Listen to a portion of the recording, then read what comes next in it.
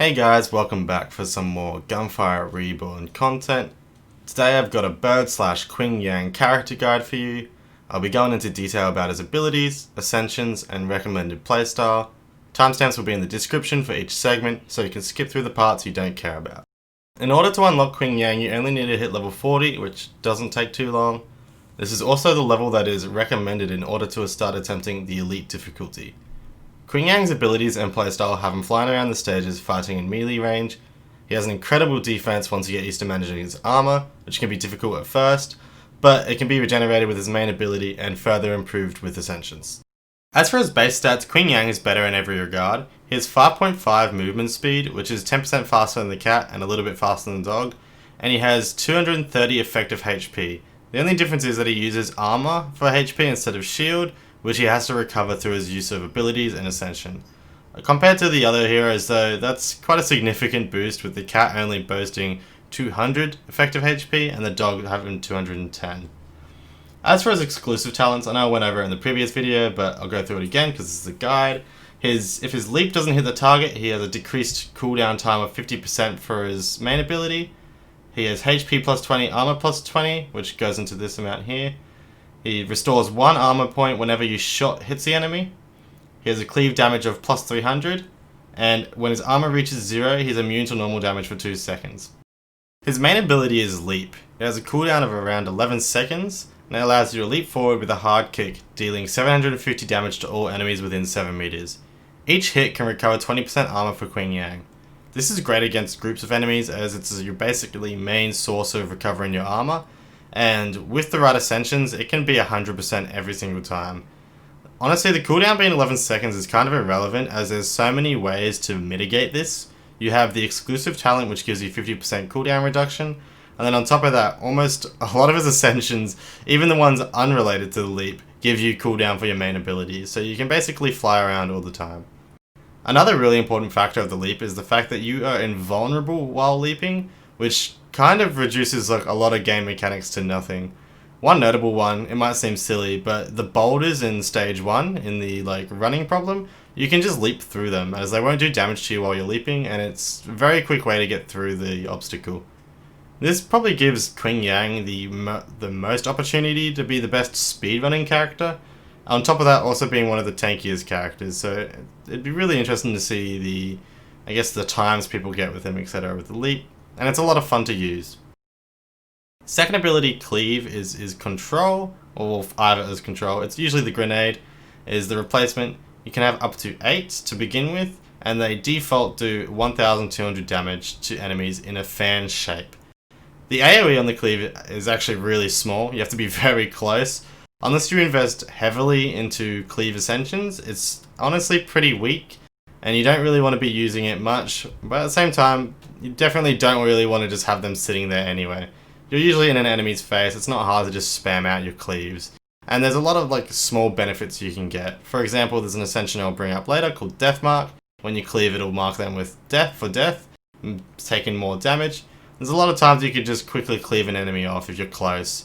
But it's pretty rare you to really want to focus on this, and you're more focused around your leap.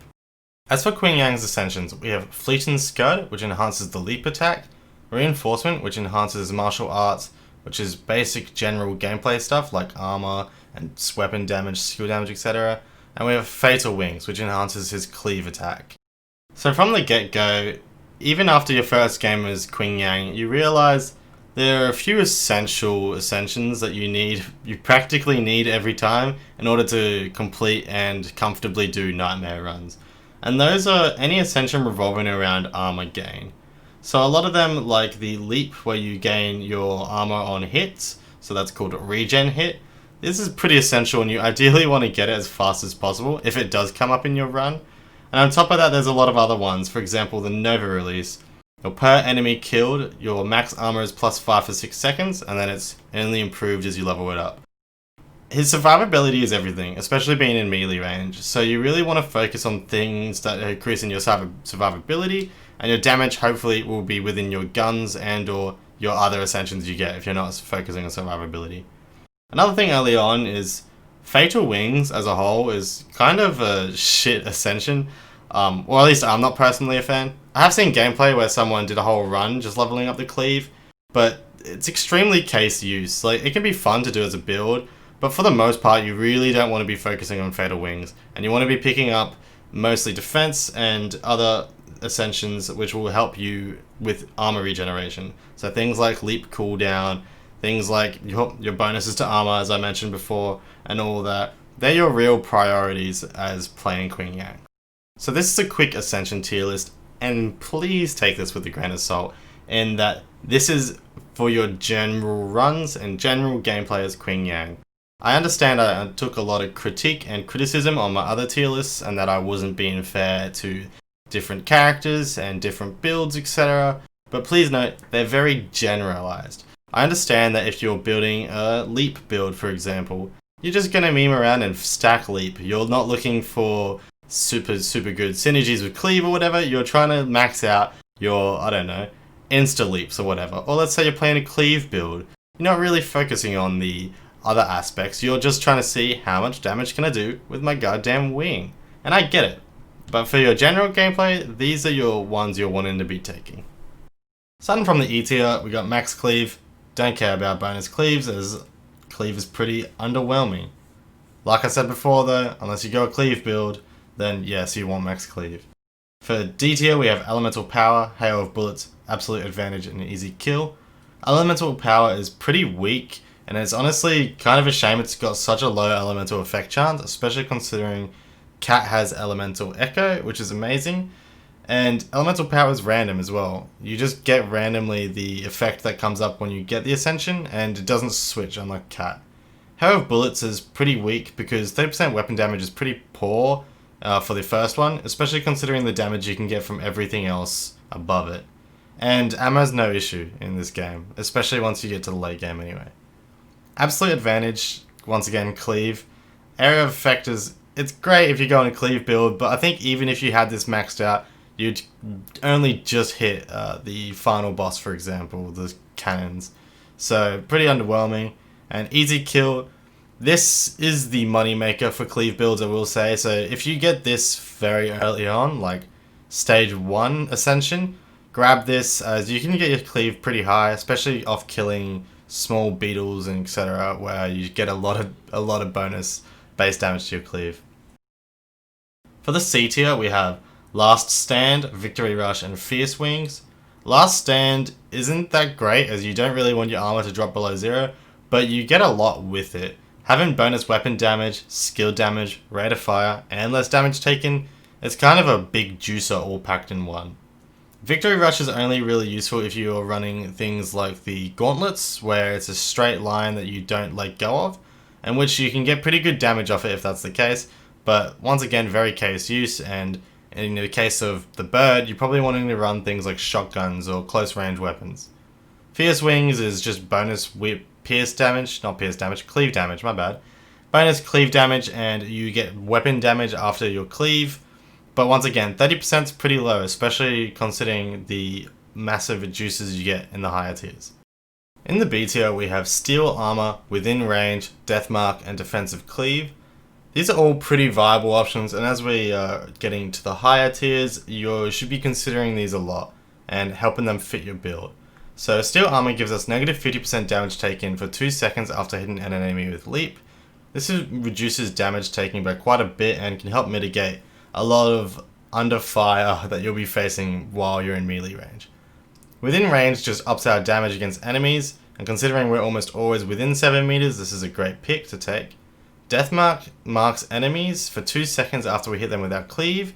Enemies with Deathmark take plus 20% damage, and movement speed plus 20% for 6 seconds after you kill an enemy with Deathmark.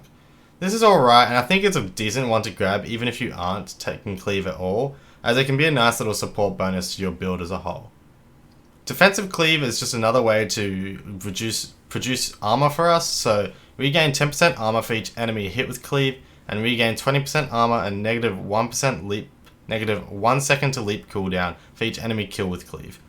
We're not really killing enemies with cleave, but you can often finish them off, and reducing leap cooldown and gaining armor is a huge bonus in our eyes, so this should definitely be one you should consider grabbing. In the A tier, we have a Gigantic Explosion. Our AoE is increased by 2 meters, and we get increased cooldown for our leap. This is awesome as hitting more enemies with leap allows us to generate more armor, so when we leap into packs we can have a further reach and we thus gain more armor.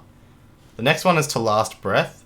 Our leap damage is plus 200%, and leap's remaining cooldown is 1 second for each enemy killed by it. With this you can almost get infinite leaps if you have enough damage with it, which is great as you can just fly around the map invulnerable and healing heaps of armor back. Armor Enhancement is the next one. You get max armor plus 30, movement speed plus 10% for 6 seconds after a leap. This is great even for little things like speed trials. I know they're not super important, but I like to consider them, as bonus movement speed is always a plus, and the max armor is really nice as that's quite a lot of effective HP you get for nothing, and considering we have such good armor regeneration, you should always practically have that one up. Fully Equipped is the last one in the A tier. After a leap, plus 75% weapon damage and skill damage for 2 seconds. During this period, we gain 20% armor and negative 1 second leap remaining cooldown for each enemy you kill. This one's, I guess, kind of the equivalent of Energy Blade, so maybe Snipers Rejoice. But this one's awesome. Shotguns, once again, shotguns are kind of the ideal for Bird, even though I don't have it in this gameplay. You can regain so much armor with this bad boy in 2 seconds, especially if you're killing things like lanterns or beetles or anything. You're gonna be filthy fat from all that regained armor. Last but not least, the S tier, and these are the two I mentioned just before, Regen Hit and Nova Release. These are your essentials and you want to take them practically regardless of the build you have.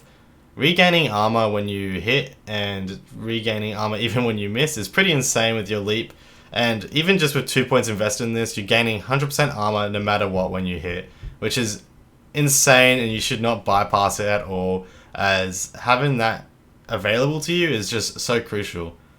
Nova Release is also pretty insane, as per enemy killed you gain max armor plus 5 for 6 seconds, but the thing is this one can kind of chain. As long as you kill an enemy every 6 seconds, it'll just keep resetting. It doesn't get rid of the previous stacks, so as long as an enemy dies, you're just going to keep building up those stacks until you get an insane number. Especially with the armor increasing up to I think plus 15, it's nuts how tanky you can get with this thing, and it really makes the bird the bird. It's kind of the bread and butter for him.